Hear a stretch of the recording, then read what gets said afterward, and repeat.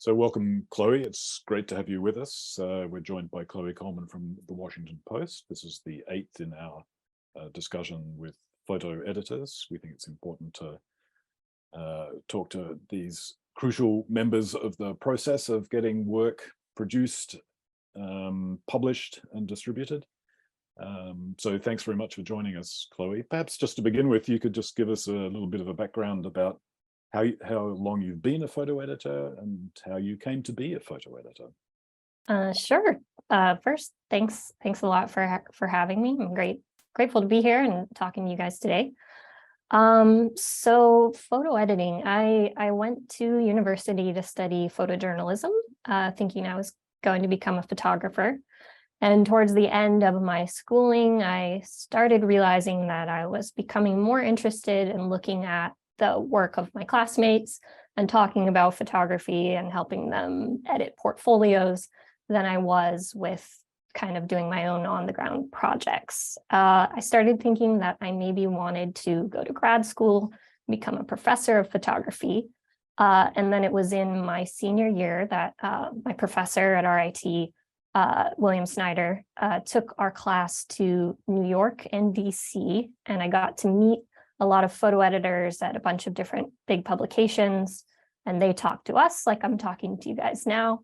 And when I heard photo editors that were really passionate about what they did talk about why they were photo editors and why they loved it, I thought, well, that's why I thought I wanted to be a professor. So maybe I should try photo editing.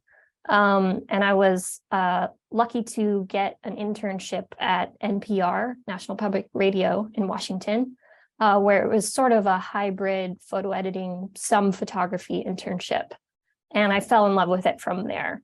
I ended up working at the Denver Post in Colorado for my first kind of full-time photo editing job, and then returned to Washington in 2014 for a job at the Washington Post. And I've been there since then. Great. During your education, was photo editing part of the training? Was there an element of kind of learning how to edit as part of the university education, or are the skills around editing something that you picked up through the work itself?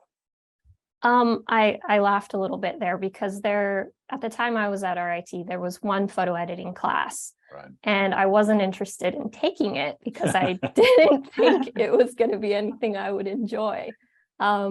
Not realizing that I was photo editing every day, and that, you know, my professors were working with me on photo editing as they would go through my projects and talk about what I had done right or what I needed to change, what I could go back and do better. And so, yeah, the school now has an amazing photo editing track where students, you know, learn about it earlier and can kind of shift their education towards editing, which I think is incredible. But yeah, at the time, it was something I just sort of slowly moved towards and then had that realization. Yeah. So you're at the Washington Post, and as you said, you've been there since 2014. So obviously things are going well. Tell us a little bit about your responsibilities at the Post, your particular areas of responsibility and interest, and sort of how large the team is and where you fit in with that. Yeah, you know, my responsibilities over the years have shifted a lot. I started out working as a photo technician, and my initial photo editing duties included obituaries and the weekly health and science section for print. From there, I moved to being the night news desk editor, which was a pretty wild role, and included mostly photo editing for print for the A section and the Metro section, and covering any night news. And then I guess it was 2018, I joined the international team where I am now. And I assign and edit photography along with my partner in international, Olivier Laurent. And the regions that I cover include the Americas, Europe, Russia, and Israel and Palestine. So it's a pretty big swath. Our organization is very large, but the photo department is large compared to photo departments at other publications, but small as a ratio of our newsroom. Right. And it has, it's grown some since I've been here, but not exponentially in any way. So, Olivier and I think are very strong partners. But it is a lot to be two people covering the world. I never realized that. That is a lot. Wow. Okay. Yeah. Crazy. How would you characterize kind of the state of media today for photographers, for people working in visuals and so on? I mean, the general thing that one hears very often is kind of a negative and downbeat assessment, lack of resources, no editorial assignments, et cetera, as though, of course, there was a golden period where the world was full of these things, which is a bit dubious. But how would you kind of summarize what you think the state of the media is today for people working in visuals? I think it's one of these sort of constantly changing things where certain aspects of it improve while other aspects go away and aren't available anymore. And, most of us working in this industry, I think, know we always have to be ready to pivot, always ready to learn something new, grow our skill set, and be ready sort of for the next technology or the next thing that comes along. For us, even though the photo department hasn't necessarily grown, I think that the emphasis on visuals and visual storytelling definitely has. We've added departments like our visual forensics team. We've added visual editor roles that are, sort of the liaison between text editor desks and visual desks, and are there to help elevate and promote visual first storytelling. So in that regard, I think we've, continued to move forward in a way that's exciting. I think the thing that scares me most in the context, at least in the US, is the decrease in local journalism. Mm-hmm. I'm from a small town in rural Ohio, and seeing what's happened to my hometown paper and a lot of papers like it makes me disturbed, because, I think that's how people learn to trust journalism, is by their local news outlets. Yes. So I wish something would happen that could kind of give a good boost to local journalism. Yeah. One of the things that's sort of been very prominent in the media industry, rightly so, in the last few years is kind of increasing attention to diversity, something of a reckoning with Me Too issues and so on. What's your take on where the state of play is in the industry now in terms of diversity, harassment, Me Too issues and so on, and what role do you think photo editors play or should play in addressing these sorts of concerns? Yeah, I think our industry definitely needed that reckoning and needed to be part of that moment. Unfortunately, I know so many people who have experienced harassment within the industry. So I'm glad to see all of the progress that has been made the last few years, specifically, with identity kind of groups that have formed to help give photographers more of a platform, more of a place to be discovered by photo editors. And I think that's really fantastic. And I use a lot of those platforms myself to find new photographers, Women Photograph, and Indigenous groups and diversity groups have really helped, I think, kind of start that. And I think, photo editors have a lot that they can do. Hiring locally, if you're working with independent photographers a lot, I think makes a huge difference. Hiring locally, hiring what I would call hyper locally, so not just within country, but even closer to the city or the town that you're trying to assign in. Finding people who have that really deep experience from the place. Or have worked there a lot and have a history of knowledge of the country, I think makes a big difference too.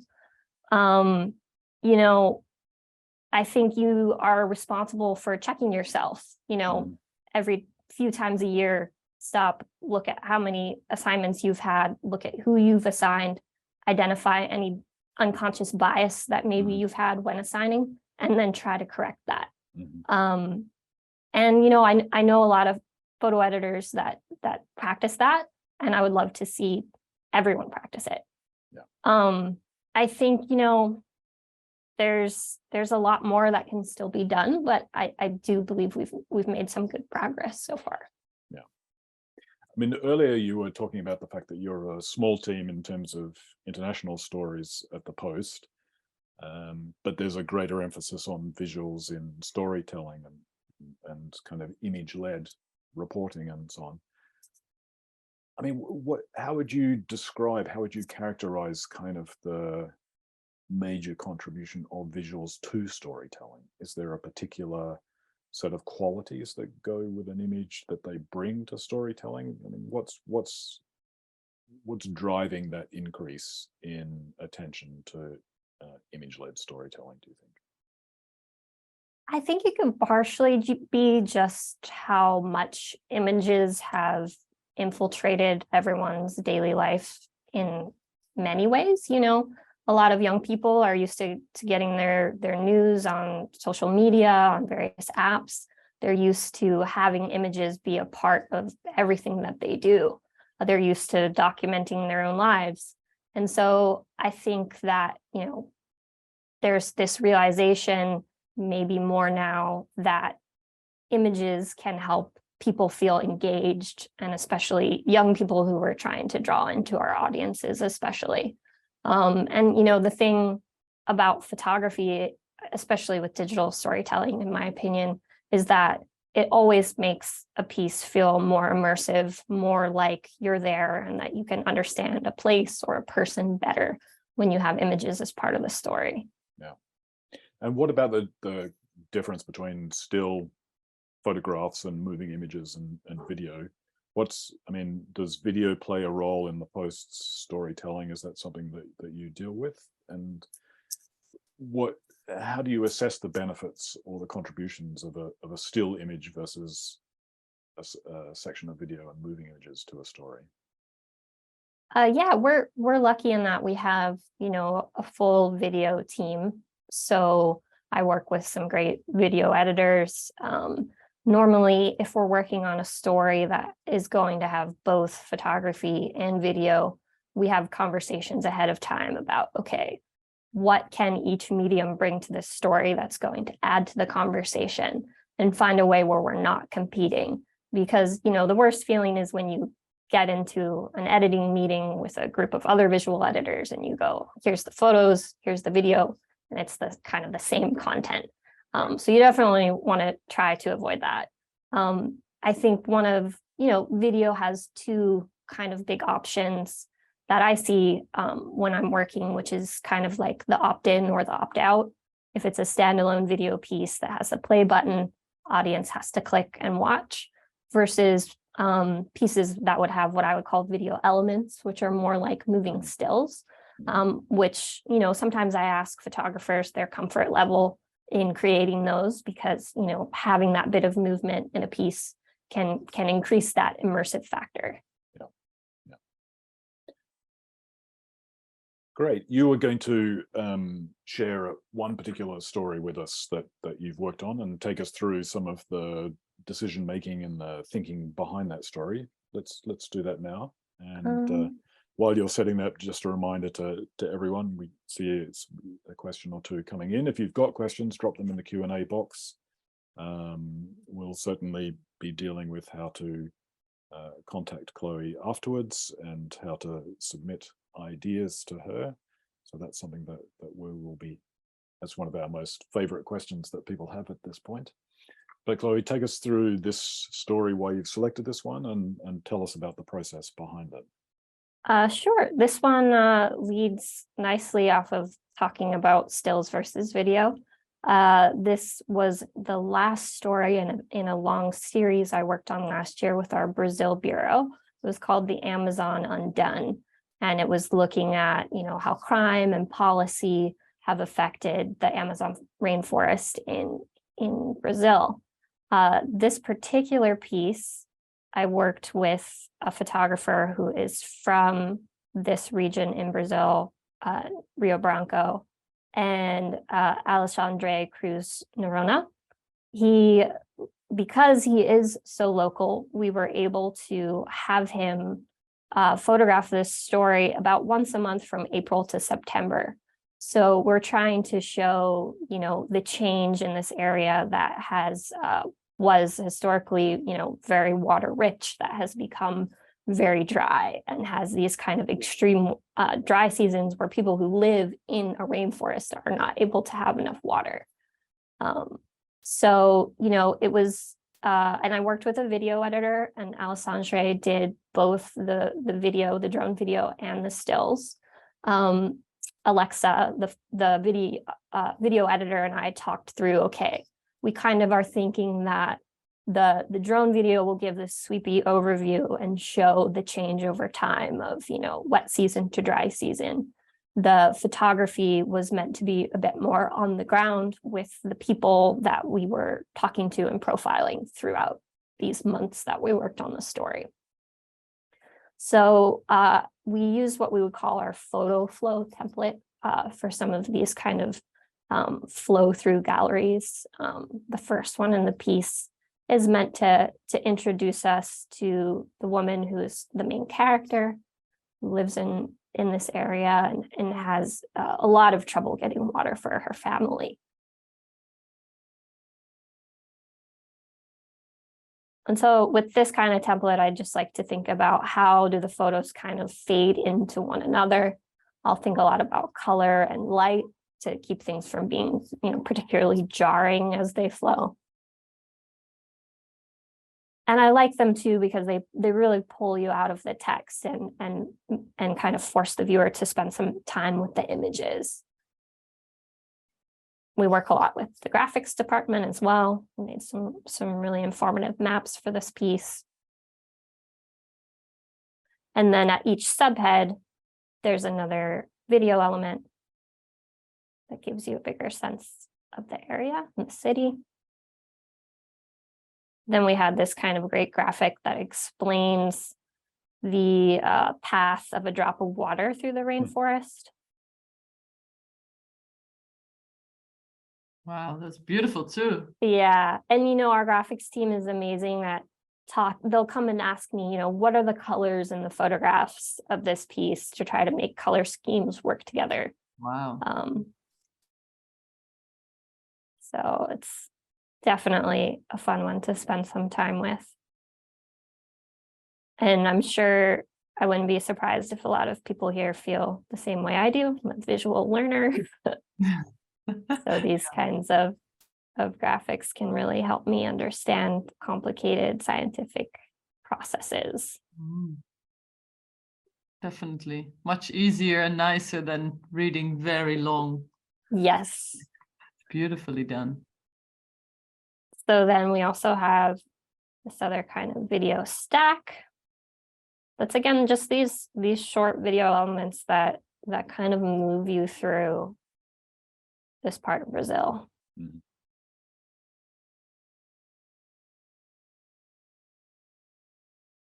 This was a video fade, so you get a sense of, how big the river is to then how much it dries out throughout the year.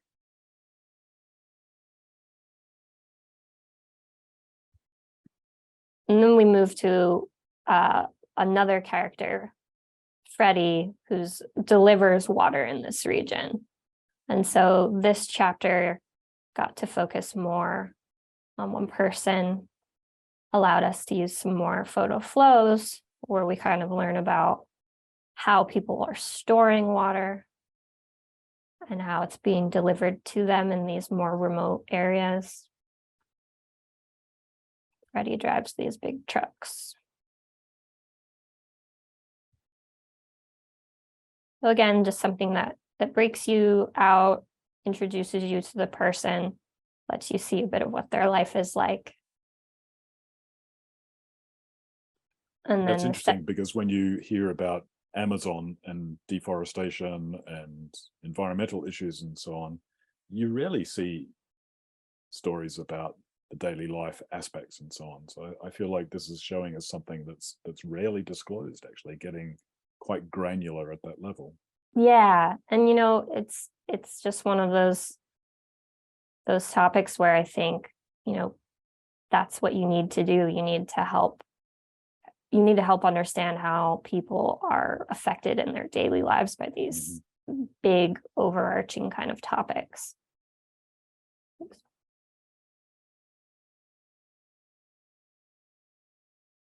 So did you stories out of the ones that you work on, it's a very large production using this particular software and so on.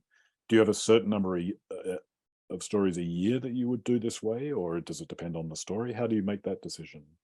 It kind of depends on the story, and we try to, at the beginning of the year, or ideally the end of the year previous, discuss with each of the bureaus we work with what their sort of big project ideas are for the upcoming year. So I knew that the bureau chief, Terrence McCoy, had this as a plan for 2022, and it had always been my goal to make it a big visual push. So each of the stories in the series, and in total there were 6, are pretty big, but this one, the last one, the tipping point story, I would say had the biggest investment from me, from the photo desk, because I was able to have Alessandro do so many trips. Well, not trips so much as just returning assignments since he was there. So while you were editing this, you would send him back for a next chapter, or did you?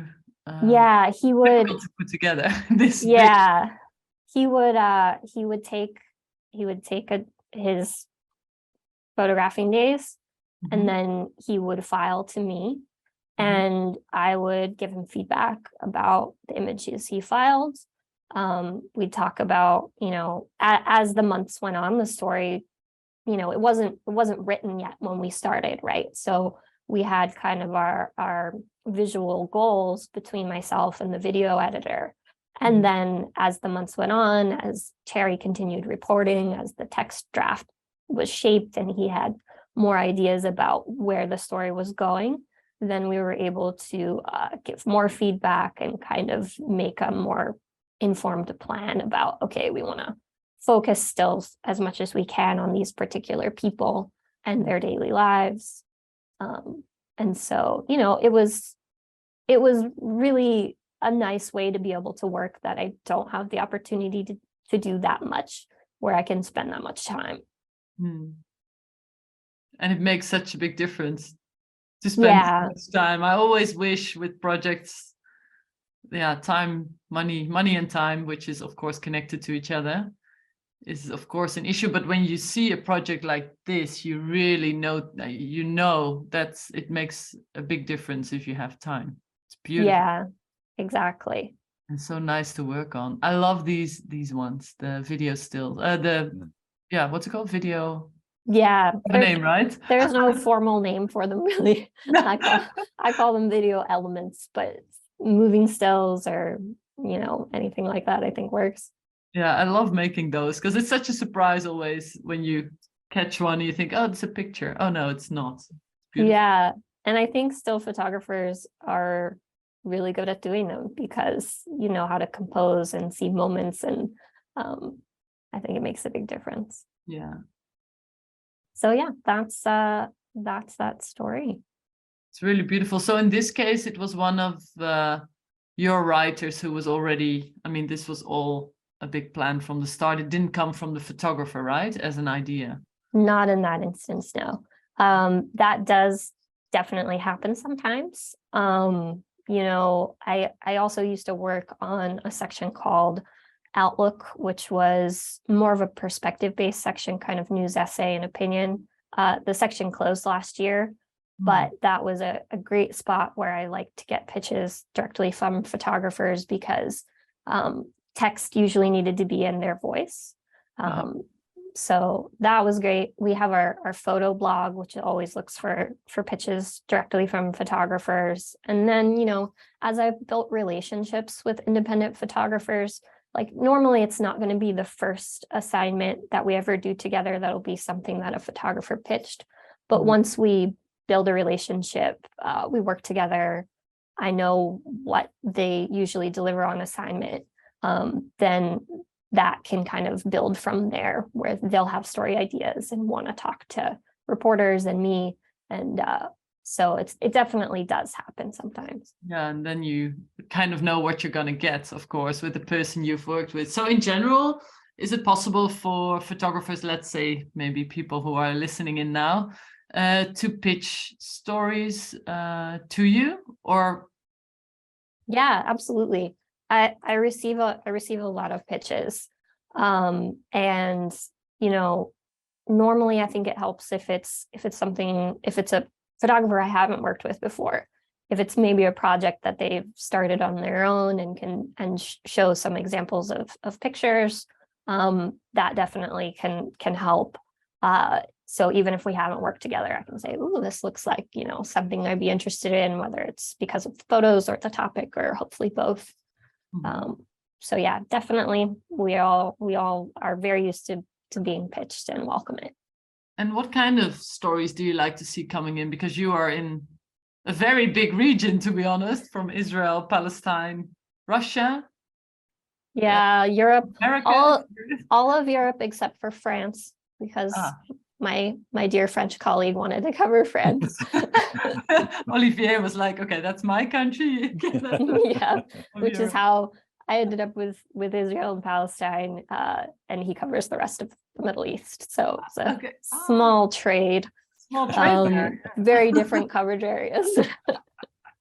So when people pitch to you, it has to be from this, preferably from these regions, which still includes a lot, I guess. Preferably for sure. When I worked on Outlook, when we had the Sunday magazine, which also closed last year, those were two other spots that I had more opportunities for. Even if it wasn't within my areas of coverage, I could, if it was something I loved and really wanted to work on, they were potentially spots I could pitch to. Really, I like it if people who pitch to me are aware, at least, that I work in international news. If national US-based photographers pitch me and I see something that I think is great, I'll usually try to get it over to my colleagues in national. But yeah, I like to see that people have done a bit of research before they pitch me, for sure. Yeah, that's always a good advice, I think, for I've heard from several editors, not necessarily on these chats, but just from knowing many editors, that there are photographers who are pitching stories to publications that don't even publish those kinds of stories. So it's, what you're saying. Yeah, and I think also, trying to be a bit aware of what kind of stories have been published recently. If we do a big piece of strong black and white photography from Venezuela that you saw, that you loved, and you're like, oh, I have a project that looks like that, it's not the right time to pitch it to us because we just published something similar. So having a bit of a mind of what has come out of the region that you're pitching from recently, I think helps too. Yeah, that makes sense. So when you get, like the story you just showed us, when you get all these images in, how do you like to edit? Do you like to print them out and have a big table, or you do everything on your screen? Pre-pandemic, I'd say I did a mix of both. If it was a really big project, I would like to print out, small prints and take a conference room with a big table and move things around. I used to run the editing for our year in photos. I haven't done that in a couple of years, but the editors I worked with on that, we would make, massive amounts of prints to move around.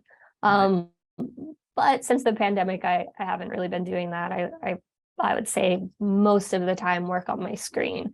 My husband's a photojournalist, and sometimes, we work on book projects together and we'll make prints for editing books, but largely for the assignment work I do with the Post, I'm working in photo mechanic. Yeah, I love photo mechanic. That's also what I edit in. I think it's quite easy. I just did many of the what do you call it? The awards in the last weeks. Of course, there were many Yeah, deadlines, many that time of awards. year. Yeah. So my photo mechanic was kind of the steam coming out of the machine, probably, because it's the only way to get with the color codes to make it Yes. organized Yes. in some way. And I can imagine if you get work in from like the Amazon story, you must be getting a lot of images. I'm curious about that actually. How many images do you get in on a big piece like that?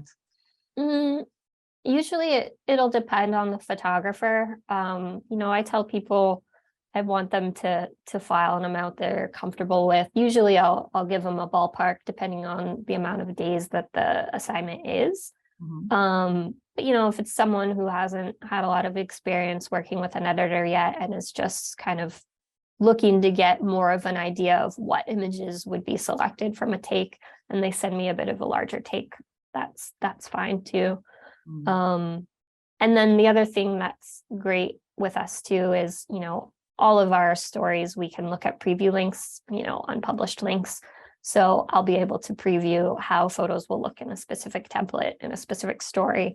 And so sometimes I adjust edits from there as well. Oh, that's a nice way of doing that. Kind of brings me to the next question. When people are pitching, do you like them to make these kind of fake these mock-ups of their work in a PDF to kind of show you what it could look like, or not at all? I would say PDFs are usually my favorite way to get a pitch, something that has a short introduction to what the work is, and then just shows me some pictures. It doesn't have to be a ton, it can be enough. And then, if you have a link to a website where you have a wider edit, that's fine too. I usually advise photographers away from sending anything that's going to need to be downloaded, like WeTransfers or Dropbox folders. Our poor photo editor laptops are already crushed for memory all the time. So if it's a PDF, I can kind of preview in my email and then download if it's something I'm going to try to work on. That helps me. To get it all organized. And in the PDF, let's get down to some really detailed details. How many images do you think, or how many pages? Like the perfect pitch, what does it look like to you? That's hard to say. I wouldn't want to encourage photographers from including any photos they're not proud of to meet a number. But usually I think if, say like 8 to 12 kind of, maybe imagine if you were editing your story for a blog post, what would that look like? And that could be a PDF. And then with the introduction, like you said, within the PDF, and then some text in the email as well, basically. Yeah, usually for me, there doesn't need to be, a ton of text in an email. If we've not worked together, we don't know each other, it's always great to have a little introduction to who you are. And maybe just like a sentence or two about what you've sent me. And then I can look at the PDF from there. So before we started, we chatted a little bit between us about photo festivals. Do you like going to those? Yeah, I love going to photo festivals. It's a really great way to connect with photographers that I work with and see them in person, but also meet new photographers whose work I may not have found on my own. Whether it's through portfolio reviews or, just being at events together and having someone introduce themselves to me and give me a card, and I can look at their work later. It's a really great way to connect to people in the industry and expand my network. And what makes a photographer stand out to you? So let's say you're at a festival and there are a ton of photographers as usual. How do people stand out to you? Like what kind of work or what kind of attitude? I think it's kind of hard to say. I think people who maybe are familiar with the stories I've edited, you probably get a sense over looking at them what my aesthetic preferences are. You know, I love, you know, I work on a lot of hard news, but I also really love working on just kind of cultural feature stories. I love really good portraiture. And, you know, I don't know, there's usually just some kind of X factor with work if I just see something that speaks to me. I know that's hard because it's the subjective part of being a photo editor, but we all have our tastes in our eyes.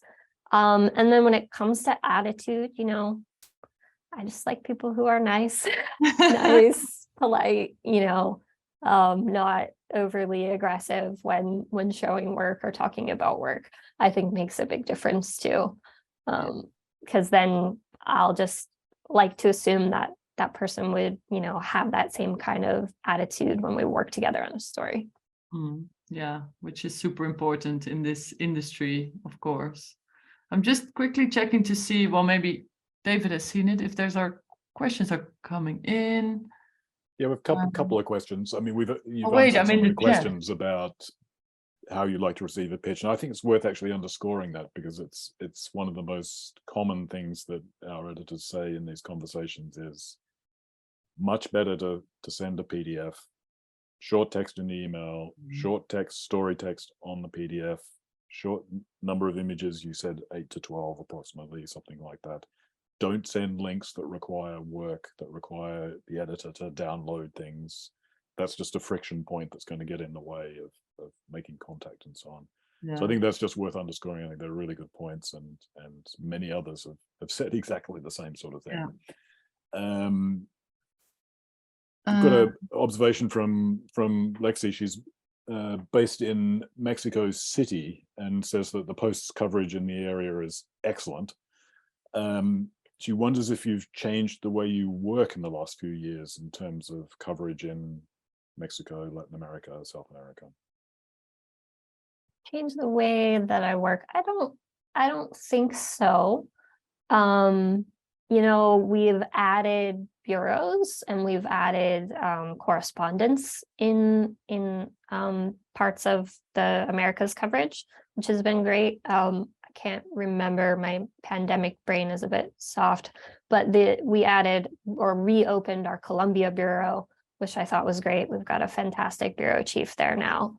Our Brazil bureau became a lot more robust over the past few years once we had the bureau chief down there specifically, because before that we had kind of a Latin America bureau chief only who was based in Miami. So having more bureaus open where we have correspondents actually on the ground and working, actually, when I think about it, yeah, we have made some changes in the past few years that I think really improved our coverage in those areas. It's nice that that you did that and that people actually see the change. Yeah, that's really nice to hear. Yeah, that makes a difference.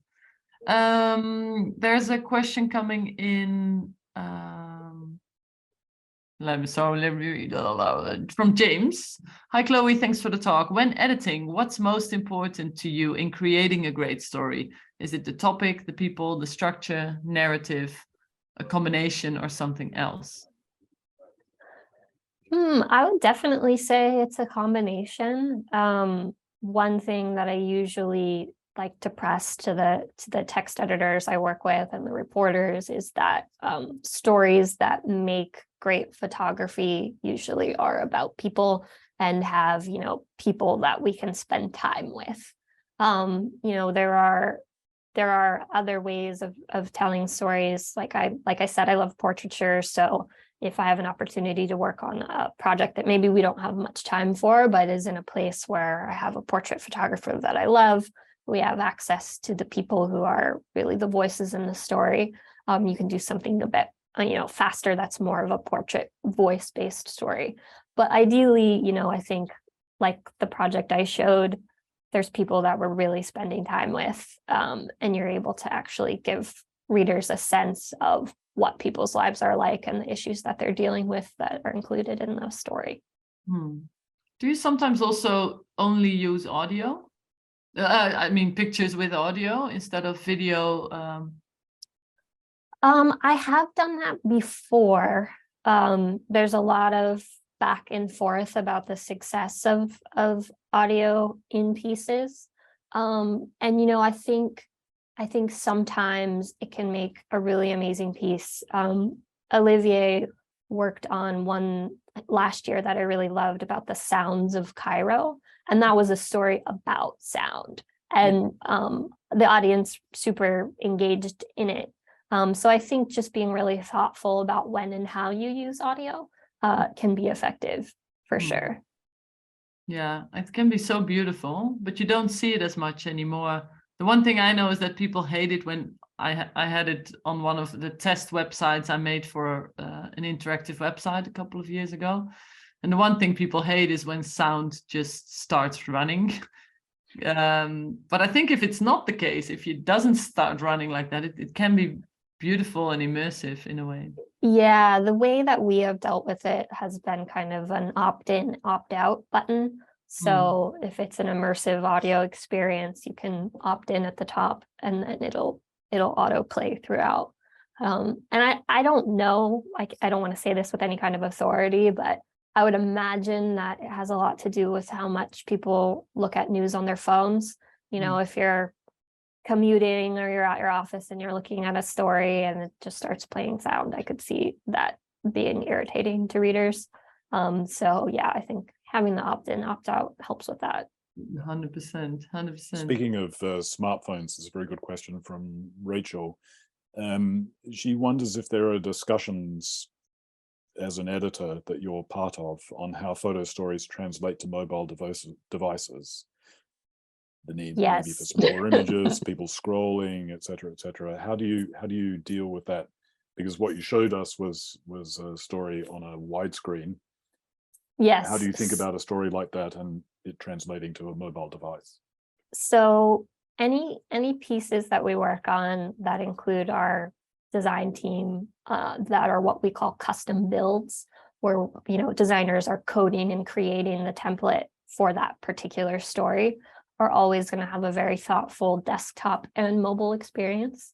And sometimes we like to think of a story mobile first and talk to photographers about, hey, the premier design for this piece is going to be for mobile.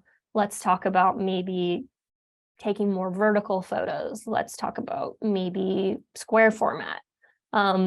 As a person who comes from kind of, my art school background and my love of medium format film, when I first started working in foreign, I was hiring, some film photographers for pieces that I was lucky to have these longer deadlines for. And I started, hey, it's square. It's perfect for mobile, even though it's an analog thing. It works really well with this technology. So that is definitely a conversation that is foremost with every project we work on. Yeah. So important, given that that's the screen. The small screen is probably the first one that people encounter most of these stories on anyway. Definitely. Yeah. There's a question and a sort of a question comment from Steph. Do you receive credit for photo editing stories? Are photo editors actually credited in the stories themselves? The question is, if not, how do photographers know what kind of stories you have edited?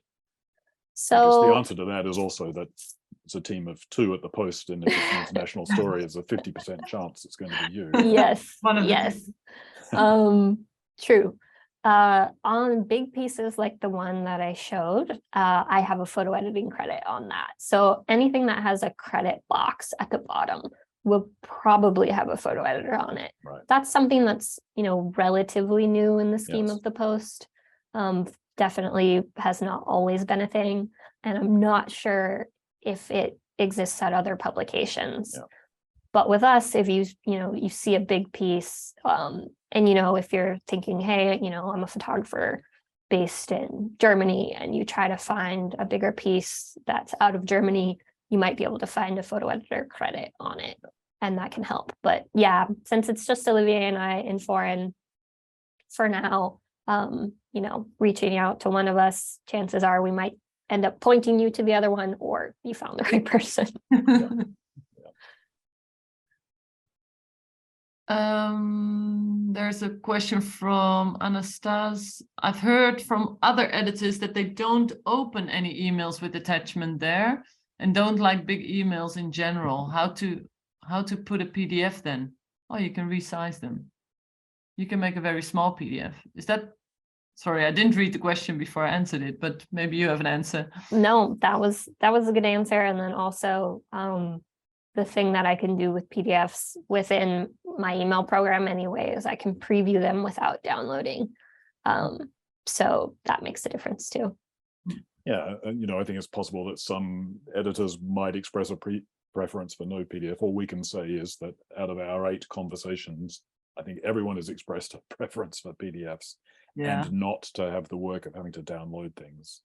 Yeah, and I know that's part of what's difficult for photographers is you'll get a lot of different information from different people, and you can't make everybody happy, unfortunately. No, and even if it's a screenshot, as Maggie is suggesting in one of the comments there, or whatever, it's going to be an attachment of some form to an email. It's going to and unless you're sending, you know, a link to your website or a published piece of some sort, it's going to be an attachment. Yeah. So I still think the PDF is on the basis of our conversations, a very strong piece of advice, and not make people click off to something else and download something, given the time pressures and so on.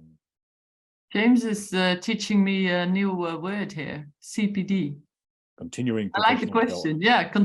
So what's the CPD, continuing professional development journey for photo editors? How do you learn and develop your own craft? That is a really great question.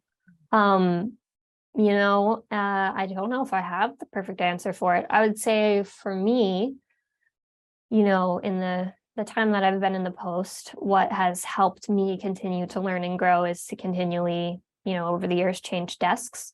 I've been in foreign since 2018, but say, you know, pursuing being a guest editor for the magazine helped me a lot because I was able to think about photographs in more of a long-term storytelling way.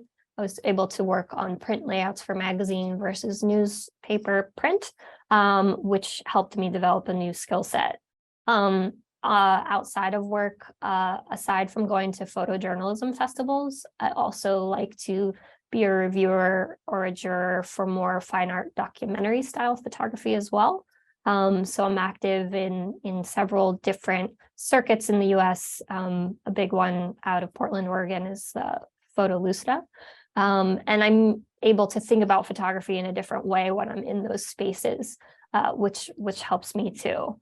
I do things like, you know, advise with my husband when he's working on documentary films and try to think about documentary film and how that can inform my practice as a photo editor. I think always expanding the way you think about different forms of visual information can help. And then just trying to stay up to date as technology changes. You know, with us here, we're always developing some kind of new template. Things are changing with the way we think the audience enjoys viewing pieces, and that affects design, which can change how you think about photo editing too. Mm-hmm. Beautiful answer to a great question. I wonder, I don't know, we have time? Okay, one quick question. When you just answered that question, something popped in my mind is the fact that the younger audience, to me, seems to be engaging shorter. I think they are. How do you deal with that in editing, or do you? Well, I think, you know, I don't know, with us, because I work on such a variety of pieces of varying lengths, you know, a lot of pieces coming out of the international team are actually quite short. So thinking about how do we get the best use of a photo assignment in a written piece that's not very long.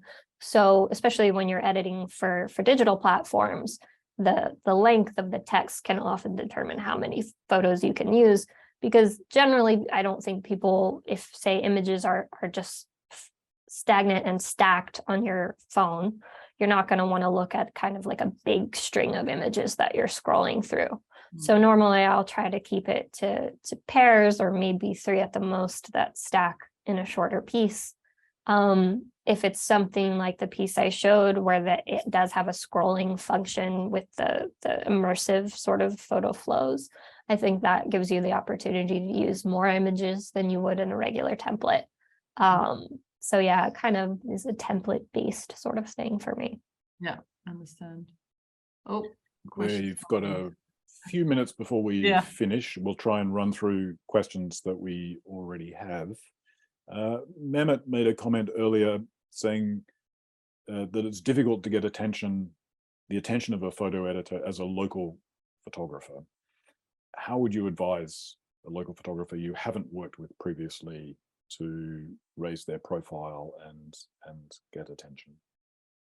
I think just doing the things that we've talked about, reaching out, sharing your work, being transparent about where you're based and the type of work that you're interested in.